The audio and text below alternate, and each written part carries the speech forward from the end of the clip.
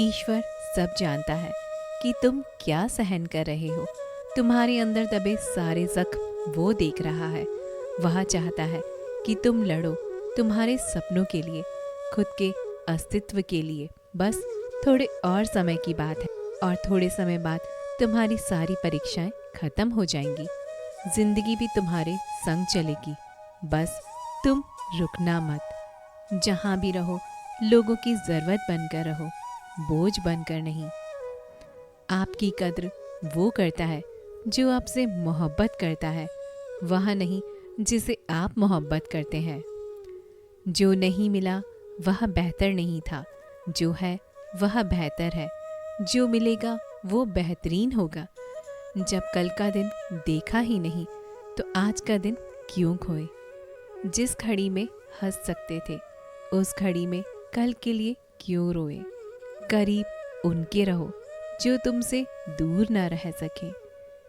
खुशी देने वाले भले ही हमेशा अपने नहीं होते, लेकिन दर्द देने वाला हमेशा अपना ही होता है।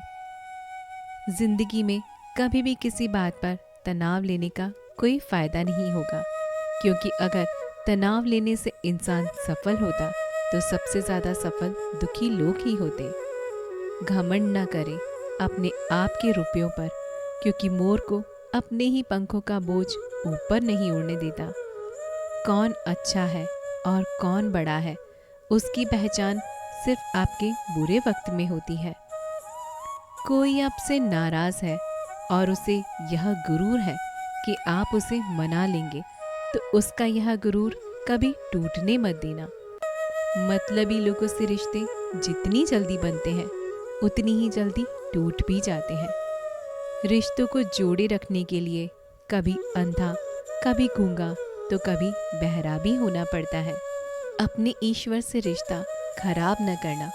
दुनिया से रिश्ते बनाने की ज़रूरत ही नहीं आएगी। परवाह करने वाला मित्र, दर्द समझाने वाला पड़ोसी, इज्जत करने वाले रिश्तेदार, प्यार करने वाला परिवार, यह सब वो हीरे हैं जिनसे ज़िंदगी हमेशा जगमगाती है। जिंदगी में मुश्किलें आपको डराने नहीं आई है, बस आपके अंदर छुपी हुई शक्तियों को जगाने आई है।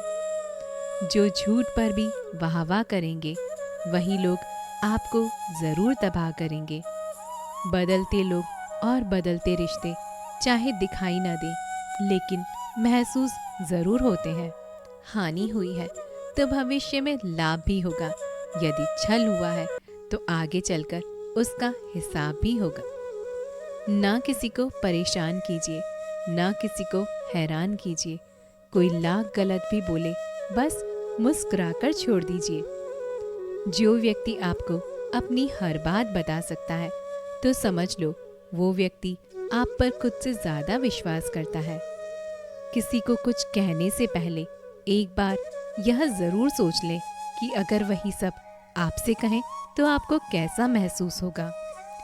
कुछ लोग अपनी अकड़ की वजह से कीमती रिश्ते खो देते हैं और कुछ लोग रिश्ते बचाते बचाते अपनी कद्र खो देते हैं।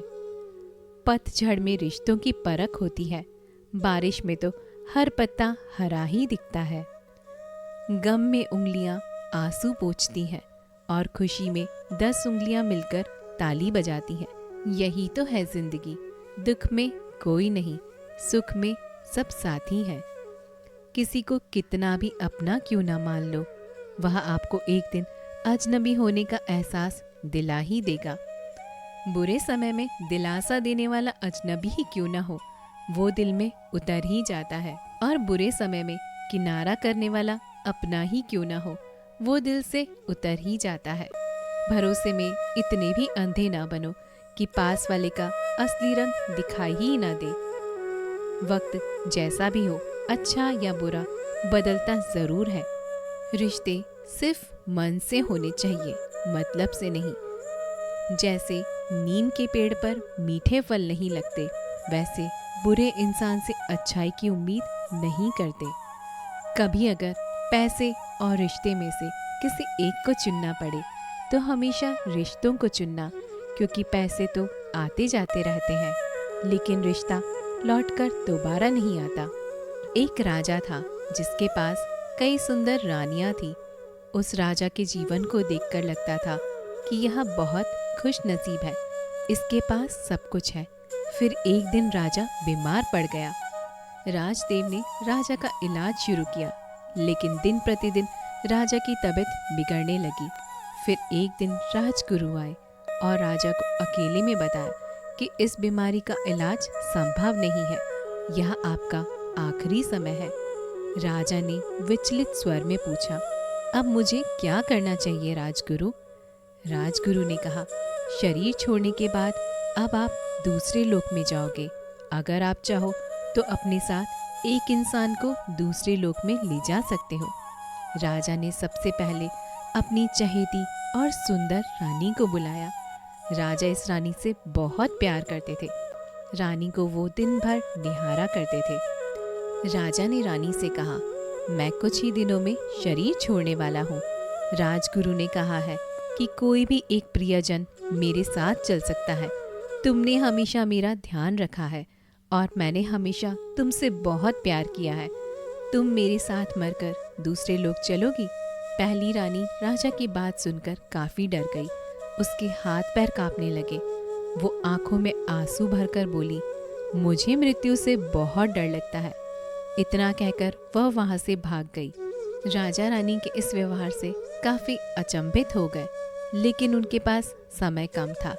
राजा ने दूसरी रानी को बुलाया, जिस पर राजा को बहुत ज्यादा अभिमान था। राजा हमेशा उसे अपने साथ भ्रमण पर लेकर जाते थे, क्योंकि वह बहुत ही ज्यादा भाग्यशाली थी। उनके होने से राजा को किसी भी प्रकार की चिंता नहीं होती थी। राजा ने दूसरी रानी से कहा, तुम मेरे लिए बहुत भाग्यशाली हो। तुम मेरे साथ हमेशा रही हो, तो मेरे साथ तुम दूसरे लोग चलोगी? रानी ने कहा, महाराज, मैं चलने के बाद आपके किसी भी काम नहीं आऊंगी।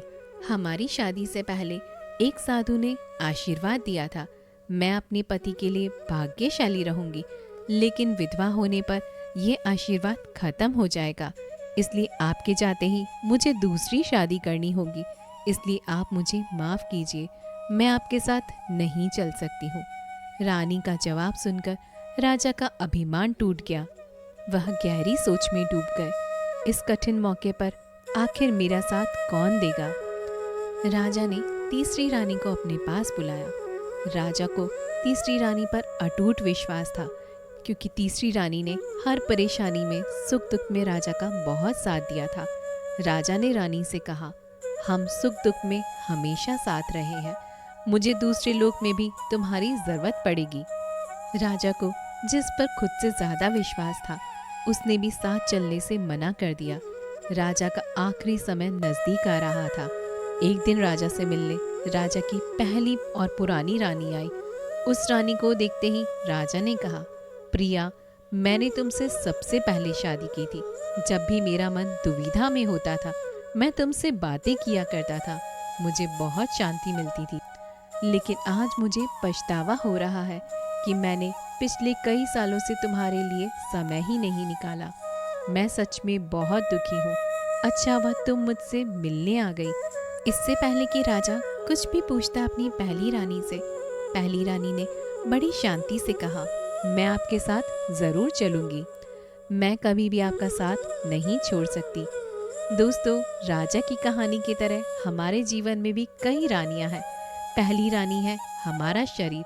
हम शरीर का कितना भी ख्याल रखें, ये कितना भी सुंदर हो, हम इसे कितना भी सजा कर रखें, पर आखिरी समय में शरीर हमारे साथ नहीं आ सकता और पहली रानी की तरह मृत्यु आते ही शिथिल पड़ जाता है।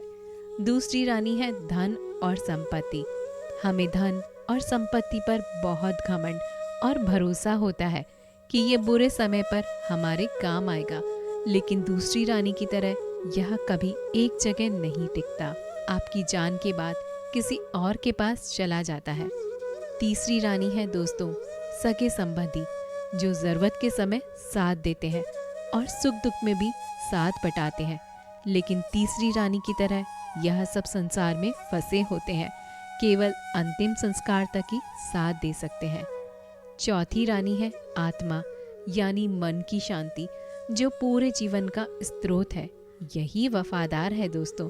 जो हमेशा साथ देती है और मृत्यु के बाद भी हमारे साथ जाती है, लेकिन हम इसे जीवन भर नज़रअंदाज करते हैं। आत्मा और मन की शांति की तरफ कभी ध्यान नहीं देते, शरीर और संपत्ति की देखभाल करते हैं, परिवार के साथ वक्त बिताते हैं, लेकिन दोस्तों आत्मा और मन की शांति का ख्याल रखना कभी मत भूलो, नहीं तो आपको किसी भी चीज़ में खुशी नहीं मिलेगी। तो दोस्तों उम्मीद करते हैं आपको हमारी आज की कहानी ज़रूर पसंद आई होगी। अगर हमारी कहानी पसंद आई हो तो इसे अपने मित्रों और रिश्तेदारों के साथ में ज़रूर से शेयर करें, और अगर हमारे चैनल पर नए हो तो हमारे चैनल को अभी सब्सक्राइब कर दें, ताकि हमारे आने वाले नए नए अपडेट आपको सबसे पहले मिले। मिलते हैं अगली कहानी में, तब तक के लिए अपना ध्यान रखिएगा। जय श्री कृष्णा।